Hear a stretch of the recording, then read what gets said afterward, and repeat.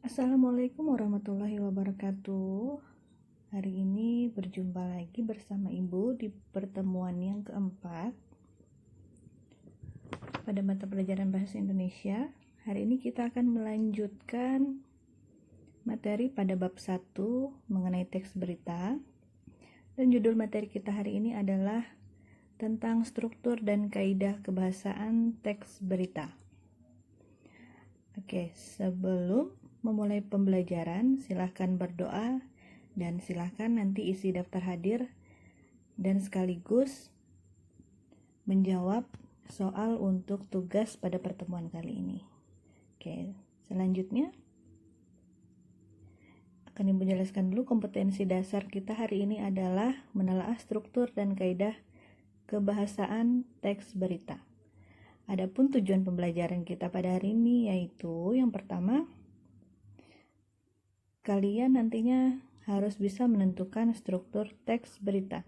Yang kedua, kalian harus mampu menentukan kaidah kebahasaan dalam teks berita. Dan yang terakhir, menemukan struktur dan kaidah kebahasaan dalam sebuah penggalan teks berita. Oke. Sekarang akan Ibu jelaskan mengenai struktur dan kaidah kebahasaan dalam teks berita. Yang pertama, Ibu akan jelaskan tentang struktur dulu ya. Struktur teks berita, secara umum berita mempunyai 4 struktur sebagai berikut. Yang pertama, nah pada gambar ini ada 4 struktur. Yang pertama adalah judul, yang kedua kepala, ini adalah kepala berita maksudnya ya, kemudian tubuh berita dan ekor berita. Nah di dalam judul berita itu adalah mencakup keseluruhan isi beritanya. Kemudian isi dalam kepala berita yaitu berisi informasi terpenting yang tercakup dalam 5W1H. Tubuh berita berisi informasi penting atau informasi pendukung, dan ekor berita berisi informasi kurang penting atau hanya informasi tambahan. Dan piramida ini namanya atau dinamakan dengan piramida terbalik.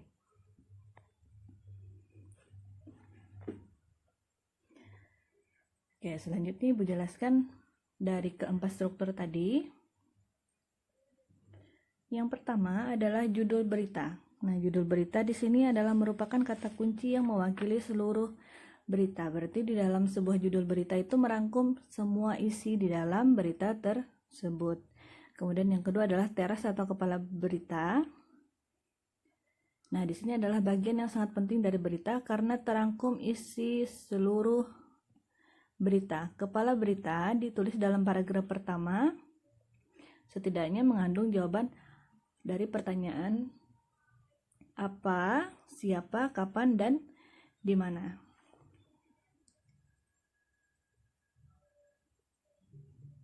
Yang ketiga adalah tubuh berita. Tubuh berita ini merupakan tempat berita berada, berfungsi menjelaskan atau memaparkan sebuah peristiwa secara jelas. Tubuh berita di sini berisi peristiwa atau kejadian yang dilaporkan.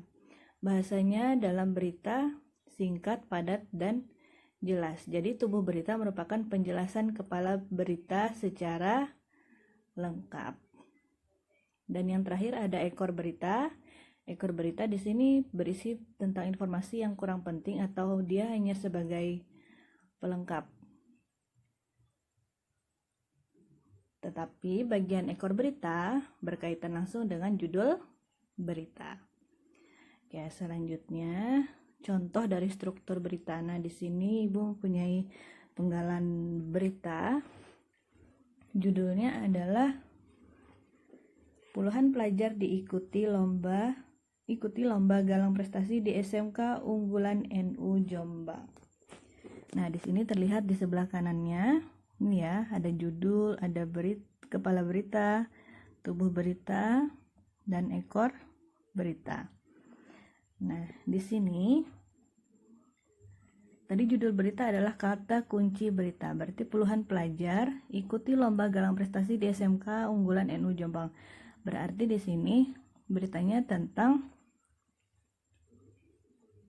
sekolah yang mengikuti lomba galang prestasi di Jombang. Nah, kemudian di kepala beritanya mengandung jawaban apa, siapa, kapan, dan di mana. Nah, silahkan dibaca untuk penggalan berita di kepala berita. Di sini puluhan pelajar dan MTS di Jombang itu mengandung pertanyaan dari siapa. Kemudian mengikuti lomba galang prestasi itu berarti mengandung jawaban apa. Kemudian yang digelar di SMK NU Jombang di Mojo Agung, Jombang itu merupakan jawaban dari pertanyaan di mana. Kemudian pada Minggu 29 Desember 2019 itu mengandung jawaban dari pertanyaan kapan.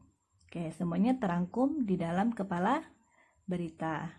Nah, yang ketiga, tubuh berita menjelaskan peristiwa secara jelas. Di sini kegiatannya dijelaskan digelar karena kegiatan menyambut ulang tahun ke-10 Patriska Dewan Ambalan Penegak. Jadinya mereka mengadakan sebuah lomba. Ini hanya Ibu jelaskan sepintas ya. Kemudian yang terakhir ada ekor berita, tambahan dari tubuh berita sebagai pelengkap. Nah, di sini hanya ada di kalimat terakhir hanya ada satu kalimat karena dia hanya pelengkap dari tubuh berita yang di atas. Oke. Selanjutnya, kaidah kebahasaan teks berita. Yang pertama, ada penggunaan verba transitif dan pewarta. Yang pertama, Ibu jelaskan dulu verba transitifnya. Verba transitif di sini adalah verba, ini panahnya agak ke samping ya. Sebenarnya itu dari verba. Verba itu adalah kata kerja. Kemudian transitif itu adalah kalimat yang memerlukan objek. Jadi, pengertian dari verba transitif adalah kata kerja yang memerlukan objek atau pelengkap dalam kalimatnya. Nah, di sini ada ciri-ciri verba. Yang pertama, dia membutuhkan objek dalam kalimatnya, maksudnya ya. Kemudian dapat diubah ke dalam bentuk pasif. Pasif ini maksudnya kalimat yang awalnya sudah atau sedang dikerjakan, kemudian diubah menjadi kalimat yang telah dikerjakan atau telah lampau. Nah, yang ketiga, menggunakan imbuhan me, memper, memperkan, mei, memperi, dan mekan. Nah, di sini Ibu akan berikan sebuah contoh untuk kalimat verba transitif. Nah, sebelum mencontohkan kalimat, Ibu akan jelaskan pola-pola kalimat ada berapa saja. Di sini ada subjek, kemudian predikat, objek, keterangan, dan pelengkap. Nah, untuk subjek itu adalah menunjukkan seseorang atau pelakunya. Kemudian predikat adalah menyatakan kata kerja yang sedang dikerjakan. Kemudian objek adalah benda atau objek yang dikerjakan oleh si subjek. Keterangan menyatakan keterangan tempat, waktu, dan peristiwa. Dan yang terakhir ada pelengkap. Pelengkap hanya melengkapi kata dari keterangan. Oke, contoh kalimatnya. Di sini Ibu contohkan kalimat sederhana ya. Misalnya, adik membaca buku di perpustakaan. Nah, adik di sini sebagai subjek. Membaca dia sebagai predikat atau yang sedang dikerjakan si adik. Kemudian buku adalah objeknya. Di perpustakaan itu sebagai keterangannya. Nah, kemudian kalimat ini merupakan kalimat aktif. Kenapa dia dikatakan kalimat aktif? Karena kegiatan dalam kalimat ini adalah kegiatan yang sedang dilakukan. Adik membaca buku di perpustakaan. Kalau dia menggunakan imbuhan me, berarti dia termasuk kalimat aktif karena kegiatan tersebut sedang dilakukan. Nah, kemudian jika diubah dalam bentuk pasif, kita lihat perubahannya apa. Oke. Di sini dalam kalimat pasifnya buku dibaca adik di perpustakaan. Yang berubah adalah dari imbuhan mem menjadi di. Di sini objeknya berpindah ke depan menjadi subjek dan si adik berubah menjadi objek. Oke, si buku tadi menjadi subjek, dibaca menjadi predikat, adik menjadi objek, di perpustakaannya tetap menjadi keterangan. Oke, dan kalimat ini dikatakan kalimat pasif karena dia telah dilakukan. Kalau dia telah dilakukan atau kalimat pasif berarti ditandai dengan imbuhan dibaca. Kalau dia aktif berarti menggunakan imbuhan mem. Kalau dia pasif berubah menjadi imbuhan di. Oke, selanjutnya contoh. Ini kalimat dalam kutipan sebuah berita yang tadi ya, yang sebelumnya. Nah, di sini puluhan pelajar SMP dan MTS mengikuti lomba galang prestasi yang digelar SMK Unggulan NU Jombang. Nah, puluhan pelajarnya dia sebagai subjek, mengikutinya sebagai predikat, lomba galang prestasinya sebagai objek, dan yang digelar SMK Unggulan NU Jombang sebagai keterangan. Nah, ini dia adalah sebagai kalimat aktif, maksudnya kalimat aktif karena dia menggunakan imbuhan me dalam predikat kata mengikuti. Nah, jika diubah dalam bentuk kalimat pasif, jadinya seperti ini.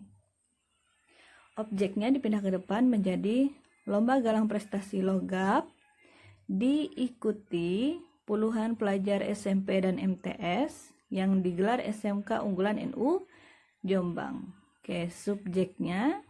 Nah, dari atas sini, dari objek ini berpindah menjadi subjek. Kemudian dari mengikuti berpindah menjadi diikuti. Dan puluhan pelajar yang awalnya jadi subjek, dia berubah menjadi objek. Ini ya. Dan keterangannya tetap di SMK Unggulan NU Jombang. Dan ini dinamakan kalimat pasif karena telah diikuti. Oke, paham sampai di sini anak-anak? Oke, selanjutnya Ibu jelaskan verba pewarta. Nah, pewarta di sini adalah kata kerja yang bersifat memberitakan atau kata yang mengindikasikan suatu percakapan. Misalnya, dalam sebuah penggalan berita, biasanya yang kalian baca, jika ada kata mengatakan, memaparkan, menjelaskan, memberitakan, atau yang lainnya, berarti dia termasuk dalam verba pewarta. Ini tidak sulit karena hanya mencari kata misalnya mengatakan, memaparkan, menjelaskan, dan memberitakan. Nah, di sini contohnya Ibu ambil dari kutipan berita yang sebelumnya tadi ya. Muhammad Lutfi, panitia logap, mengatakan bahwa kegiatan bertema unggul dalam prestasi dan berdaya saing ini bertujuan menciptakan kompetisi positif dalam bidang teknik kepramukaan, penguasaan iptek, dan di seluruh bidang yang berkecimpung dalam kehidupan sehari-hari. Oke, selanjutnya yang kedua ada penggunaan bahasa baku. Di sini penggunaan bahasa baku dalam berita itu hanya untuk memudahkan pembaca memahami isi berita. Contohnya, jika dalam penggunaan kata berkecimpung, boleh kita gunakan kata sinonimnya atau kata yang lebih dikenal oleh halayak ramai. Boleh menggunakan kata berkenaan, bergerak, atau berurusan. Misalnya kata kompetisi itu bisa diubah menjadi bertarung atau kejuaraan. Oke, yang ketiga ada penggunaan kalimat langsung. Di sini ciri-ciri dari kalimat langsung sebagai berikut. Yang pertama, menggunakan tanda petik ganda. Yang kedua, huruf pertama pada petikan langsung ditulis dengan menggunakan huruf kapital atau huruf besar. Yang ketiga adalah bagian kutipan ada yang berupa kalimat tanya, kalimat berita, atau dalam kalimat perintah. Nah, yang keempat ada bagian pengiring dan bagian petikan langsung dipisah dengan tanda koma. Yang kelima, jika dalam petikan langsung menggunakan sapaan atau nama orang, maka sebelum kata sapaan diberi tanda koma atau huruf pertama kata sapaan menggunakan huruf kapital. Contohnya, ya di sini Ibu ambil dari contoh berita yang sebelumnya tadi ya. Nah, tadi ciri-cirinya adalah menggunakan tanda petik langsung. Kalau dia bersifat percakapan, berarti harus menggunakan tanda petik ganda ini ya, yang di depan dan yang di belakang. Kemudian awal kalimat menggunakan huruf kapital. Nah, setelah ini yang berbicara siapa itu harus menggunakan tanda koma, baru menyatakan yang berbicara siapa. Nah, kemudian tadi mengenai kata sapaan atau nama orang, di sini Andi, contohnya Andi, kapan kamu berangkat? A, huruf dalam kata Andi harus menggunakan huruf kapital. Kemudian di akhir tanya Didi, kalau nama orang itu harus ditulis dengan menggunakan huruf kapital. Oke, contoh lain misalnya, apakah Anda berkenan saya wawancara? Tanya wartawan. Nah, di sini apakah Anda kenapa dia menggunakan huruf kapital? Karena dia merupakan kata sapaan. Jadi dia menggunakan huruf kapital. Oke, di sini yang terakhir dia penggunaan konjungsi atau kata penghubung. Konjungsi yang digunakan dalam teks berita yaitu adalah konjungsi temporal atau waktu dan penjumlahan. Misalnya, konjungsinya adalah kemudian, sejak, setelah, awalnya, dan akhirnya. Semua konjungsi ini berkaitan dengan pola kronologis atau urutan waktu. Jadi nantinya konjungsi ini akan disesuaikan sesuai dengan isi beritanya seperti apa. Nah, contoh penulisan konjungsi dalam teks berita ini dia hanya ditulis di setiap awal paragraf konjungsinya ya. Di sini misalnya awalnya, kemudian diisi dengan isi berita. Kemudian awalnya lagi setelah ada isi berita lagi, kemudian akhirnya baru dia ada isi berita lagi. Jadi dia hanya di setiap awal paragraf. Oke, sampai di sini ada yang mau bertanya? Silahkan nanti tanyakan di grup kalau misalnya tidak paham. Oke, untuk yang terakhir, tugas 4. Silahkan nanti cek di classroom masing-masing dari kelas 8A sampai 8E. Nah, untuk Google Form-nya sengaja Ibu gabungkan daftar hadir dengan soalnya agar tidak mengecek absensi kalian dan tugas kalian 2 kali. Ya, silahkan dikerjakan dengan baik, perhatikan video ini dengan baik, dan jangan mencari jawaban ini di internet karena jawabannya jawabannya berkenaan dengan soal yang akan Ibu keluarkan nanti. Oke, sampai di sini Ibu akhiri. Assalamualaikum warahmatullahi wabarakatuh.